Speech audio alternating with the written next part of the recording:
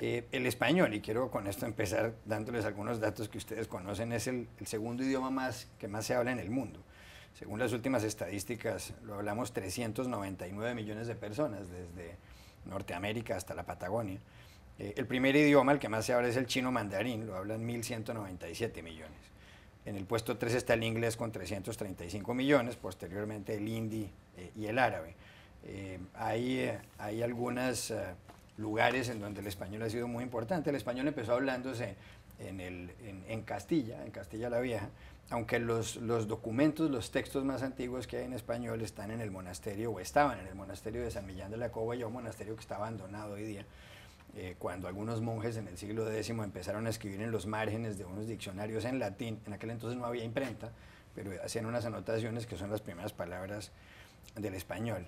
Y luego vino la primera gramática de este idioma en 1492, justamente en la famosísima Universidad de Salamanca, que había sido fundada en 1252 por una real cédula de Alfonso X el Sabio, rey importantísimo. Sin embargo, aquí hay un dato que le quiero preguntar a Raquel, porque esa gramática que escribió Antonio de Nebrija, que fue en la Universidad de Salamanca, tiene algunos antecedentes, porque parece ser que en Palencia, que es de donde es usted, una de las provincias de Castilla y León, hubo una universidad antes que la de Salamanca. ¿Cómo así? Sí, según los datos históricos, en España la primera universidad que se fundó fue en Palencia. Hay quien la cifra, lo calcula a principios del siglo XIII, 1210, 1212, pero hay incluso datos de ciertas clases de grado superior impartidas allí incluso un siglo antes. Poco a poco se fue perdiendo, fue difícil mantener la universidad porque había ciudades con más peso alrededor. Valladolid está muy cerca y era la capital del país, pero en Palencia hubo siempre como mucho, y todavía hay calles que están dedicadas a Tello Téllez, que fue el obispo que impulsó ese movimiento educativo en Palencia. El rey Fernando III intentó mantener un poco la historia de la universidad, pero poco a poco fue decayendo. En cualquier caso, en España se concibe que en Palencia fue donde se inauguró la primera universidad. Uno de los corresponsales que empezaron en este programa hace 6 años es José Jaime Hernández. Lo era del periódico El Universal de México, hoy trabaja en un medio de comunicación distinto, y fue 13 años corresponsal en España, y nos cuenta la siguiente historia desde México. Pues yo recuerdo que, o más bien reconozco, que si no hubiera sido posible mi contacto con el pueblo y con la gente de Soria, quizá mi español no sería lo que es hoy, un idioma más enriquecido, no solamente por la experiencia, sino por el buen uso del castellano. Aún recuerdo que la primera vez que pudimos viajar a Soria con mi familia, con mi esposa y mis hijos, fue realmente un encuentro, una experiencia deslumbrante con el uso de cualquier persona en Soria del idioma español. Encontramos la riqueza, encontramos nuevas palabras, nuevos significados, y hoy que lo pienso, después de haber estado en España 13 años, después de sido trasladados a Bruselas, luego a París y finalmente a Estados Unidos, hoy me aferro a ese castellano que de alguna manera con el que tuve contacto yo en Soria, porque es un castellano fabuloso. Y digo esto porque después de haber hecho este periplo, este peregrinaje desde España, Francia, Bélgica y Estados Unidos, me aferro aún más a ese castellano, a ese buen español, en tiempos en que justamente el español está acosado, está bajo el acecho de neologismos, de terminajos, incluso de aberraciones lingüísticas que intentan darle un sentido a una palabra cuando en realidad supone otro distinto, o es un neologismo o es un anglicismo. En fin, yo creo que mi paso por Soria me enriqueció como periodista, me enriqueció como escritor, me enriqueció como corresponsal y sobre todo como ser humano. Allí estaba José Jaime Hernández hablando del español que aprendió en la provincia de Soria, en Castilla y León. A propósito, aquí tenemos un gran libro La historia del español está escrito en inglés, The Story of Spanish, de dos canadienses, Jean-Benoît Nadeau y Julie Barlow, una gran historia del español. ¿Qué es el español para usted y la literatura española, Amanda Mars? Usted es de Valencia, ¿no es verdad? Sí, sí, sí. Soy de Castellón, de un pueblo de Castellón. Y lo que el mito que hay, es que me recordaba mucho, me ha hecho pensar mucho lo que estaba comentando el compañero, me ha hecho pensar mucho que el mito o el tópico que existe es que el mejor castellano se habla en Castilla y León, y en concreto el mito dice en Valladolid. Y quiero la opinión de Raquel en esto, por supuesto, que es de Palencia, pero el mito es Valladolid. Y una vez tuve interés, curiosidad por saber si había algún fundamento para decir esto. Y viene de una escritora francesa, una viajera del siglo XVII, que escribió un libro sobre un largo viaje que hizo por España, que fue pues una obra de la época.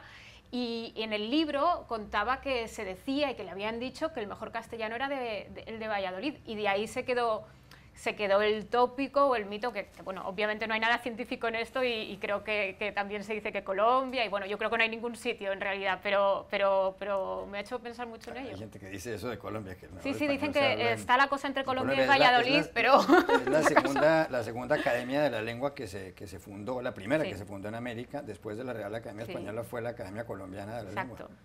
Rafael Matus, el español, los autores que usted prefiere. Pensaba justamente esto cuando decía quién habla el mejor español, porque los argentinos nos acusan de hablar el peor castellano de todo el mundo, ¿no? Mezclado un poco con esta italiano, a veces dicen que hemos italianizado, ¿no?, el idioma de Cervantes, creamos también el lunfardo, ¿no?, que es algo muy argentino, lleno de modismos y un producto de este crisol de inmigrantes que tuvimos en el país. A mí particularmente me encanta las variantes que uno encuentra del castellano en América Latina, ¿no? En México, en Colombia, en Perú, incluso también en España mismo, ¿no? Todos hablamos el mismo idioma, pero todos hablamos un idioma distinto. Todos tenemos nuestras propias palabras, cambiamos verbos, cambiamos significados, pero al final todos terminamos entendiéndonos, ¿no? Pero grandes literatos los argentinos. Bueno, tenemos Jorge Luis Borges, Cortázar, claro, es uno de mis autores favoritos. Ernesto Sábato también es uno de mis escritores más añorados. Igual, mi escritor favorito de todos los tiempos sigue siendo el gran Gabriel García Márquez, ¿no? Creo que pocos hicieron del español algo tan hermoso, algo tan bello para leer como Gabriel García Márquez. Hay un libro que traía yo aquí que se titula Anchas Castilla, de Eduardo Caballero Calderón, un escritor colombiano que nació en 1910 y ya murió. Cuando él fue de Colombia a España, fue en barco, llegó a Portugal y posteriormente entró a territorio español y decidió escribir un libro sobre lo que era Castilla. Y llama la atención la primera frase, que es emocionante en cierto modo, porque dice: al entrar a España, tras cruzar la raya de Portugal, no tuve la impresión de llegar, sino la de volver. Y luego va contando toda la historia de Castilla. Hay un escritor castellano que es Miguel Delibes, y usted tiene una historia del nexo de Delibes con Estados Unidos. ¿Cómo es eso? Sí, hay muy poca gente. Bueno, Delibes es como el gran escritor castellano que los castellanos además reivindicamos porque creemos profundamente que se murió sin un Nobel que merecía. Y bueno, sí, fue premiado con el premio Cervantes, tuvo un recorrido, empezó siendo periodista en el norte de Castilla, acabó dirigiéndolo, se tuvo que marchar y al final lo dejó, pero en su etapa más floreciente, cuando empezó a hacer novelas y apartó un poco el periodismo de su vida, transcurrió aquí en Washington, y mucha gente no lo sabe. Él tuvo aquí una beca para una cátedra de investigación en la Universidad de Maryland, aquí a las afueras de Washington, y pasó 6 meses aquí. Y de hecho hay escribió artículos sobre sus experiencias en Estados Unidos, cómo veía Estados Unidos desde el ojo castellano, ¿no? Hay imágenes de él incluso con su boina calada frente al Capitolio, que es muy significativo. Y hay artículos que también escribía para el periódico La Vanguardia de Barcelona. Y para mí es muy curioso leer en sus percepciones cómo yo puedo identificar esas mismas cuestiones desde el ojo castellano, ¿no? Él habla de la calma de Washington, de las calles anchas, que le recuerdan a una ciudad castellana, verde, con árboles, y sin embargo dice que es de hecho el anti-Nueva York. Lo contrapone Y es, yo creo que una de las sensaciones que tenemos todos cuando llegamos, ¿no? Amanda Mars vive en Nueva York. ¿Es el anti-Nueva York, Washington? Sí, es el... sí. Y Rafael Matus también, han sido corresponsales ambos en Nueva York. Sí. Pues sí, de hecho hace poco en España me preguntaban por eso y les decía, mira, Washington y Nueva York se parecen en que hablan inglés, pero en lo demás no tienen nada que ver. Y entonces me cuesta hacer una comparación o un ranking porque no tienen nada que ver. Tenía razón Delibes al decir que Washington es el anti-Nueva York. Bueno, sí, justamente una de las cosas que primero me sorprendió cuando me mudé a esta ciudad fue la poca cantidad de gente y estas calles anchísimas y el silencio de la ciudad, ¿no? Cuando uno viene del el bullicio de Nueva York, una ciudad que creo tiene más de 8 millones de habitantes, de Washington que creo tiene alrededor de 600.000, cerca de 700.000 habitantes, y uno camina por sus calles sin importar si es lunes, miércoles, viernes, mañana o a la tarde, y no ve gente, ¿no? Es verdad. Enseguida hablaremos de Castilla y León, por supuesto, pero hay que mencionar aquí a don Antonio Machado, porque Campos de Castilla es uno de los grandes libros de la literatura. Machado era sevillano, pero iba mucho al café comercial en Madrid. Ustedes ven una imagen de él cuando estaba allá y su mejor poesía la escribió también en Soria. Hablábamos de una de las zonas donde nació el español, o realmente el lugar en donde nació el español, el castellano. Y es lo que actualmente se conoce como Castilla y León, que es una de las 17 comunidades autónomas españolas, y tiene 9 provincias que son Segovia y Ávila, Zamora, Salamanca, Burgos, Palencia, Valladolid, no sé si me olvida alguna, y Soria, por supuesto. Y ahí tenemos imágenes de las murallas de Ávila, de la Semana Santa en Zamora, que es tan famosa, de la Plaza Mayor de Valladolid, de la Catedral de Palencia, que la llaman la Bella Desconocida, ¿no? Porque es una iglesia muy, muy bonita, del acueducto de Segovia, nada menos el acueducto romano, de la Plaza Mayor más bonita de España, que es la Plaza Mayor de Salamanca, de la Catedral de Burgos, que es tan grande que uno la ve desde los aviones, de un pueblo de Soria precioso que se llama Calatañazor, y del Parador de León. A propósito, contaba aquí Rafael Matus que decidió ser periodista en Segovia. ¿Cómo es la historia? Bueno, fue hace ya 20 años, ¿no? De hecho, en el siglo pasado. Estaba viajando por España de mochilero, algo muy común que hacen los jóvenes argentinos. Como ya había vivido antes en España con mi familia en 1989, había podido ir a Cuenca, a Toledo, a Salamanca, y una de las ciudades que me faltaba conocer cerca de Madrid era justamente Segovia. Así que decidí ir a pasar un fin de semana a Segovia, sobre todo porque quería ver el acueducto romano, ¿no? Había visto muchísimas fotos, imágenes, me pareció una construcción fantástica, única en el mundo. Así que hacia allá fui, pasé un fin de semana solo y fue el primer fin de semana donde me puse a escribir cosas que no tenían que ver ni con mis estudios, ni con trabajo, ni con nada. Y donde para mí comencé mi vida como escritor, que después devino en vida de periodista. Por eso Segovia para mí siempre va a tener un significado y un lugar en mi corazón muy, muy especial. ¿Qué es lo que más le gusta de Castilla y León a Amanda Mars? O sea, esto no es objetivo, es puramente personal. Creo que puedo valorar todas las cualidades objetivas de Segovia, Salamanca, etcétera, pero donde yo, si pudiera volver a pasar unos días allí, es el Valle de Tietar, que es la parte abulense de la Sierra de Gredos, en concreto un pueblo que se llama Candeleda. He ido bastante por allí, cuando vivía en Madrid me escapaba con una cierta frecuencia y allí he sido muy, muy feliz. Y es una zona no muy masiva, con lo cual tampoco te vas a encontrar a mucha gente que ves habitualmente, y está muy bien, es muy, muy, muy recomendable, muy recomendable. ¿Qué es lo más bello de Castilla y León, Raquel Gómez? Claro que no si sé usted no dice no. que su pueblo Villada, pues puede que no pueda volver el próximo verano. Yo creo que esas imágenes de las que hablaba Machado en sus poesías, al final hay mucha gente, ¿no? que, por ejemplo, los asturianos que viven en una tierra mucho más verde y más frondosa, llegan a Castilla y les encanta Castilla. Y es un mar de tierra, es un mar de campos, como decían algunos, como dicen algunos escritores, es una sensación de paz y de tranquilidad muy grande, ¿no? Yo creo que hay un punto o sea, si quieres, lo más único cuando se habla de la poca población que tiene Castilla y de la escasez de personas que hay allí, quizá eso se convierta en algo positivo, porque nos toca a más.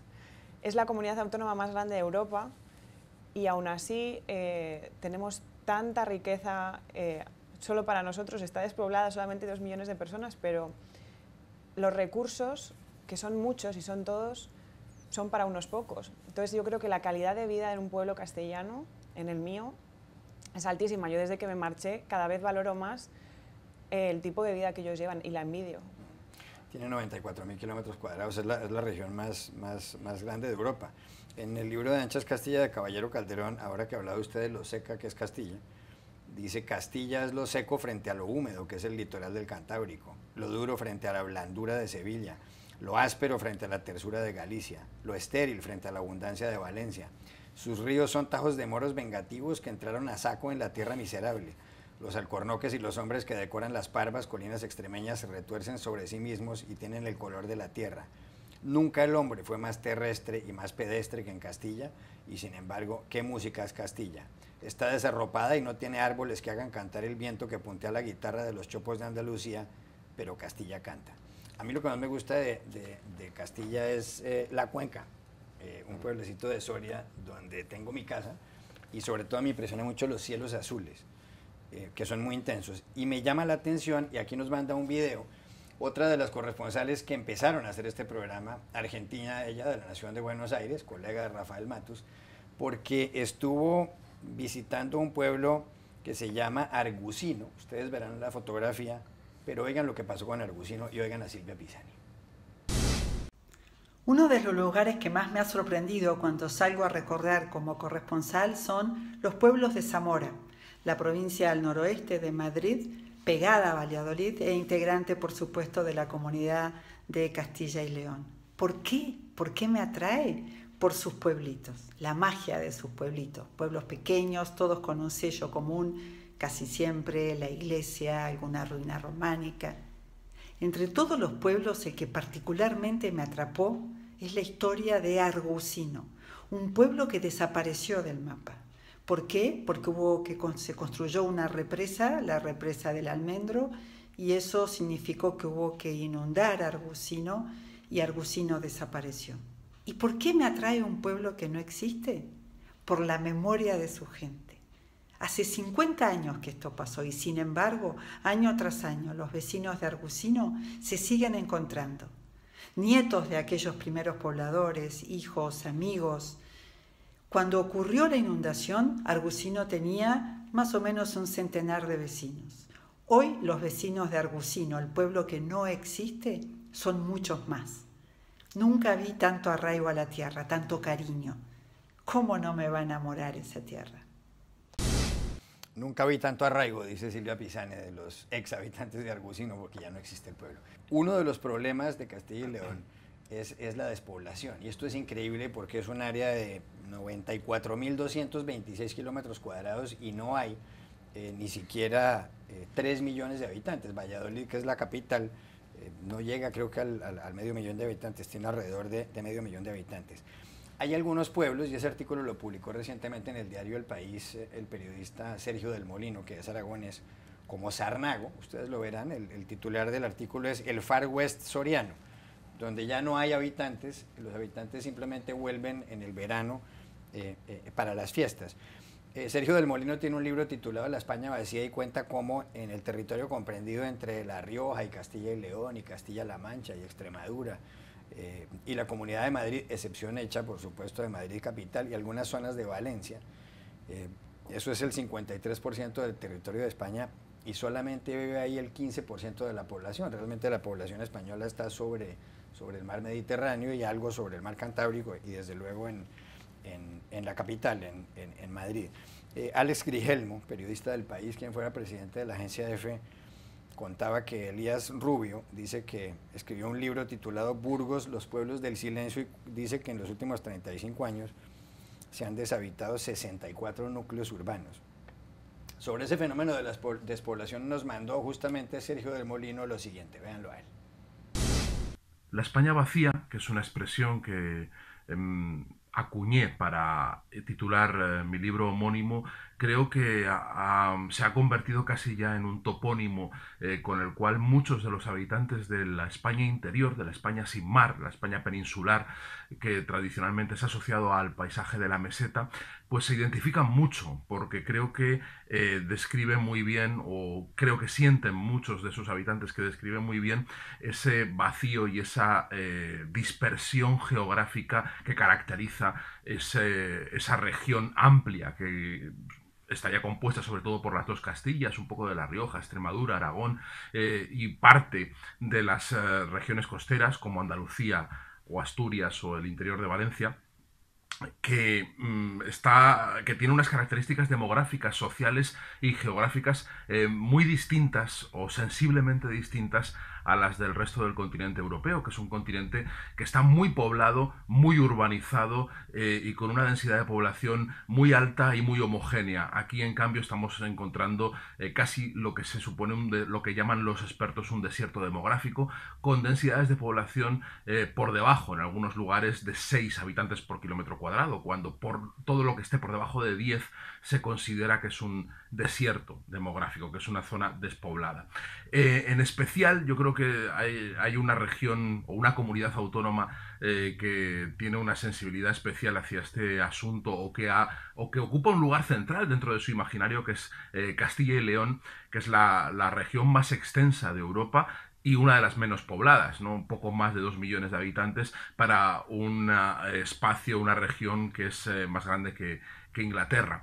Es un lugar donde solo hay una ciudad que se aproxima al medio millón de habitantes, aunque queda muy lejos, que es Valladolid, y unas pocas por encima de 100, 200.000, como Burgos, León y algunas otras, ¿no? Hay pequeñas capitales de provincias y el resto de la población está dispersa por pueblos muy pequeños, muy diseminados en lo que los poetas de la generación del 98 y posteriores llamaban un mar de tierra, ¿no? Lo decía Juan Ramón Jiménez, que era un inmenso océano de tierra.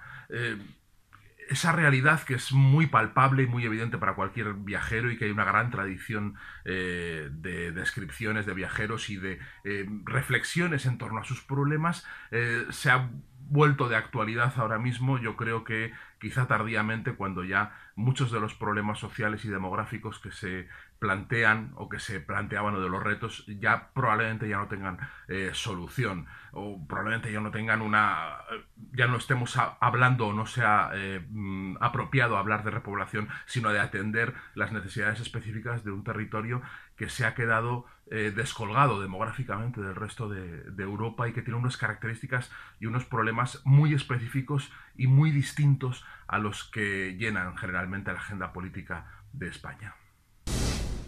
Habrá muchos televidentes a los que les parece extraño esto de la despoblación, pero hay unos pueblos en la cuenca del Soria hay 2 habitantes, un pueblo que además posiblemente vaya a terminar siendo bien de interés cultural.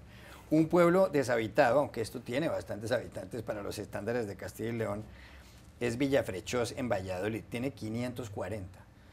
Resulta que hace pocos años estuvo Villafrechós viviendo un momento muy singular, porque llegaron varios automóviles de lujo, en uno de los cuales iba Jeff Bezos, uno de los 3 hombres más ricos del mundo, el fundador y dueño de Amazon, el dueño del periódico The Washington Post, porque el apellido Bezos es de ese pueblito, de Villafrechós. Jeff Bezos, el padre de Bezos, era un hombre que tenía un apellido distinto, Jorgensen, pero se casó con la madre de Bezos, con Jacqueline.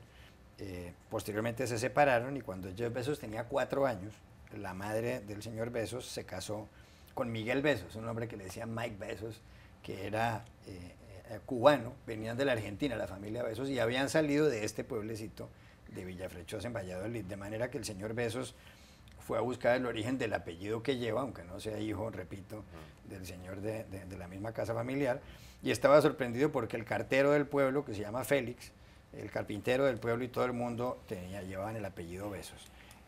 Usted ha estado en algunos pueblos de Aragón, de esta España vacía, además su familia viene de la zona aragonesa. ¿Cómo fue la experiencia de esos pueblos vacíos? Bueno, a mí me llama poderosamente la atención, ¿no? Esta terca resistencia de muchos poblados mínimos, minimalistas, ¿no?, que uno encuentra en este mar de tierra, ¿no?, qué término tan bonito esto, ¿no?, mar de tierra, desparramados por el centro de España. Como bien decías, la familia de mi padre, el apellido es Corihuela, proviene de un pueblito que se llama Tronchón, que queda en la provincia de Teruel. Y cuando nosotros vivimos en España en 1989 con mi familia, mi padre quiso ir a Tronchón para conocer el origen de nuestra familia. De allí salió Miguel Escorihuela Gascón, con tan solo 14 años, que llegó a la Argentina a hacer la América y efectivamente hizo la América. Nunca se casó, pero después trajo varios sobrinos, de los cuales se desparramó toda la familia en Mendoza, en Argentina, donde yo nací. Y allí encontramos una familiar muy lejana que tenía fotos de mi padre, de mi tío, de mis abuelos, de cuando eran bebés, que le mandaban desde la Argentina. Tronchones es un pueblito típico de estos pequeños, ¿no?, donde solamente había una iglesia, una plaza central, que ni siquiera era una plaza mayor, toda de piedra, donde había una puerta con una reja que arriba decía cárcel, ¿no? La cárcel a la vista de todos en el medio de la plaza. Nunca me voy a olvidar de Tronchón, que es mi pueblito, ¿no?, mi pueblito pequeño en España. ¿Cuántos habitantes tiene su pueblo en Palencia, en Villada? 1000. Como tú dices, es casi el Nueva York comparado con su pueblo de Soria. Hay una cosa que llama la atención, como en estos pueblos pequeños hay gente que trabaja mucho para revivir costumbres y tradiciones. Como hay una señora que nos ha enviado, amiga suya de su pueblo, sí, Elena. un video. Y lo vamos a ver de algo que ha revivido ella en el folclore de Palencia. Nosotros, en Villada, los villadinos, tenemos un folclore rico en jotas y danzas de paloteo. Hay jotas desde los eventos o acontecimientos que se hacían en el pueblo festivos, como era una romería, como era la despedida de los soldados que se iban a la mili, hasta los trabajos del campo, que eran la siega, la viña. Tenemos una jota muy representativa que es la muralla, que por excelencia es la jota que llevamos a todos los sitios, que dice: a la entrada de Villada hay una hermosa laguna, donde se lavan las guapas, porque feas no hay ninguna. Ahí está cómo reviven las jotas, el folclore de Palencia. ¿La despoblación le impresiona a usted también? Me impresiona relativamente, porque hay una parte de la... Por supuesto hay y esto es un fenómeno en España, hay un tipo de despoblación que es negativa, que es la despoblación consecuencia de unas dificultades, de no me puedo quedar aquí porque no tengo oportunidades, ¿no? Pero también hay otro tipo de despoblación que es un proceso natural, que es que la gente tiende a concentrarse, y esto está pasando en toda Europa. Y no tiene mucho que ver con... No hay una historia muy dramática detrás, no tiene tanto que ver con la economía. A mí me sorprendió mucho hace un tiempo, hubo una historia que publicó mi periódico de pueblos en venta en España. Hay pueblos en venta, sí, que claro, se subastan. En Soria ha habido pueblos en venta. Sí, en todos. Y el número el listado de comunidades con más pueblos a la venta a lo mejor nos sorprendería, porque la primera era Galicia, pero la segunda era Cataluña, ¿no? Y Castilla y León estaba en tercer lugar. Es decir, que creo que no hay que dramatizar con la despoblación, no me parece grave en ningún sitio, ¿no? Al margen de que por supuesto haya pueblos estupendos que los vecinos se animen a mantenerlos y que en verano se llenen de gente, y eso es espectacular, es fantástico. Pero es curioso porque esos pueblos parece que no logran que vuelvan a poblarse, y es raro porque, entre otras cosas, los servicios públicos son bastante buenos. Es decir, en un pueblo en Soria de 2 habitantes, como la cuenca del internet, y se reirán los televidentes, es mejor que aquí en Washington. Y ¿sí? Lo digo en serio porque lo vivo. Por eso, mejor que en Nueva York, que es absurdo. El agua funciona mejor, sí. Es extrañísimo. Lo que yo comentaba antes tiene mucho que ver con eso. Creo que una de las mejores cosas que tiene vivir o criarse en un pueblo de Castilla es que, por ejemplo, la educación... Yo iba a en clases de 20 alumnos, tenía una educación casi personalizada, tardaba en ir a la escuela 3 minutos caminando. Para mí era un ejercicio muchísimo más cómodo que un niño que se levanta a las 4 de la mañana para coger el autobús que lo lleve a 1 hora y media de... O sea, para nosotros el tema de la educación es un recurso que tenemos ahí, que en otras circunstancias sería muchísimo más masificado, menos personal. Fue algo mucho más bonito, yo creo, educarnos en ese sentido en un pueblo pequeño. Y luego tenemos un montón de recursos que en otros pueblos o incluso ciudades no tienen. O sea, Villada tiene estación de tren, está hiperconectado. Ahí, por ahí pasa el AVE, es camino de los trenes de alta velocidad. Pero para en el pueblo, ¿no? No, el tren de alta velocidad no, pero sí hay trenes de servicios que te conectan con Madrid, desde Villada. Entonces, hay una serie de cosas que todavía se mantienen, cada vez hay menos, cuesta más pelear por ellas, los ayuntamientos tienen que pelear por ellas, pero creo que, por lo menos, me gusta el concepto que decía de la testadurudez, ¿no? La testadurudez que tenemos por mantener los pueblos, creo que más que otra cosa es eso, ¿no? Hay mucha gente intentando trabajar en ello. Elena ha recuperado un grupo de danzas que se estaba perdido desde hacía 20 años y el grupo de danzas no está compuesto solamente por gente mayor, hay niños, hay adolescentes, hay gente joven y tiene que ver con las raíces, ¿no? Es una labor de testarudez. Es posible que se justifiquen las críticas que les hacen a los castellanos de que eran como el imperio español se basaba en Castilla. Muchas veces hay críticas no solamente de otras regiones de España, de los independentistas en Cataluña, que tienen todo el derecho a pedir la independencia, o de los independentistas vascos, pero critican mucho ese centralismo castellano. Es curioso que incluso Castilla, cuando el hombre más poderoso del mundo, que era Carlos V, el emperador, quiso pelear con la gente de Castilla, pues los nobles castellanos lo frenaron. Y es curioso cómo llegó a conquistar gran parte de Europa con el dinero que salía de Castilla, que además salían gran parte de las ovejas, y uno ve en esos pueblos unos pastores con ovejas, y bueno, esa era realmente el pulmón económico de Carlos V. Yo no sé si puede haber una exageración cuando se critica tanto a los castellanos, que en el fondo la mayor parte viven en unos pueblos pequeños y con menos socorridos que en otras grandes ciudades de España. Sí, no, la verdad no creo que exista en sí una exageración en sí, ¿no? Y creo que, como vos bien describías esa imagen, ¿no?, que es tan significativa y tan representativa de lo que es Castilla, ¿no? Eso es ese mar de tierra donde la agricultura fue originariamente el gran sustento de la economía. Y además, creo, resguardarse, ¿no?, en esos pequeños territorios es también parte de una defensa ante la aridez que tiene Castilla, ¿no? Y que impone quizá un estilo de vida mucho más duro que el que uno puede tener en las costas, donde hay mucha más abundancia de economía y también mucha más abundancia climática, ¿no? Y que creo en parte también por eso... Es más austero. Exacto. Mucha gente también termina viviendo en las costas también por eso, ¿no? Porque las costas ofrecen un clima, un entorno, me parece, mucho más amigable para la vida. ¿Está de acuerdo con ese punto de vista, Amanda Mars, finalmente?